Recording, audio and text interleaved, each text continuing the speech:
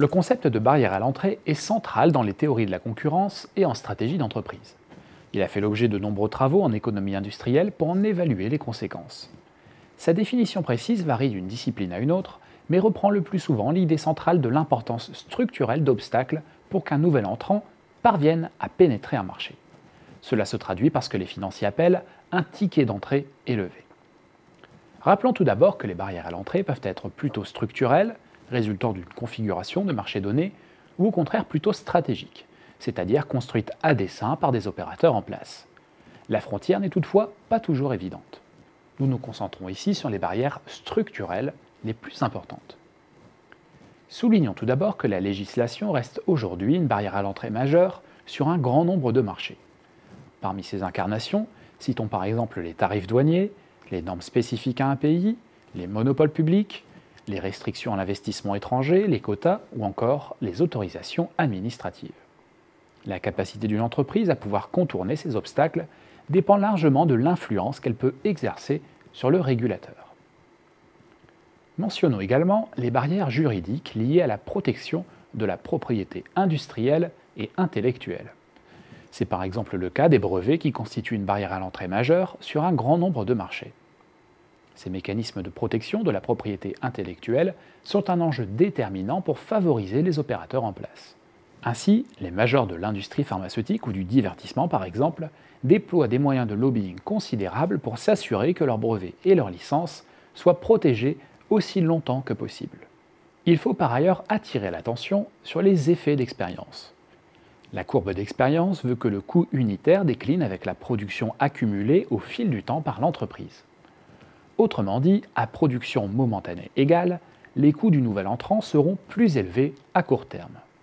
Cette courbe d'expérience repose sur les économies d'échelle et les effets d'apprentissage. Cette barrière à l'entrée encourage les nouveaux entrants à innover et à déplacer la concurrence vers des offres radicalement différenciées, générant ainsi une nouvelle courbe d'expérience. Certains types de dépenses, comme la R&D ou le marketing, sont également inhérentes à certains marchés. Reprenons l'exemple de l'industrie pharmaceutique. Ces barrières élevées ont conduit certains opérateurs à se focaliser exclusivement sur les médicaments génériques, aux marges unitaires moins élevées, mais dont les brevets sont passés dans le domaine public.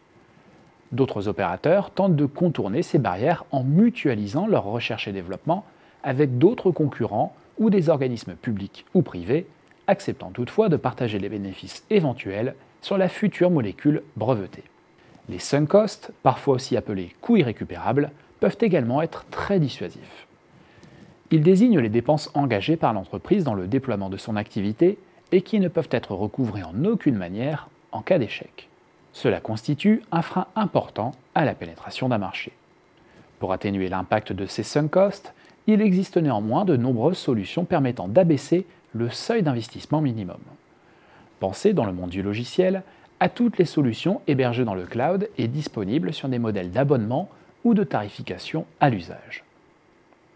Terminons enfin avec une catégorie de barrières à l'entrée structurelles majeures, les effets de réseau.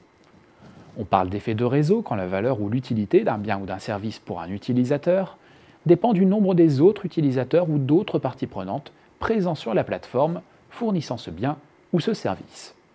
En un mot, l'offre ayant le plus d'utilisateurs génère l'utilité ou la valeur la plus forte. Les offres concurrentes partent donc avec un réel handicap si ces effets de réseau sont puissants.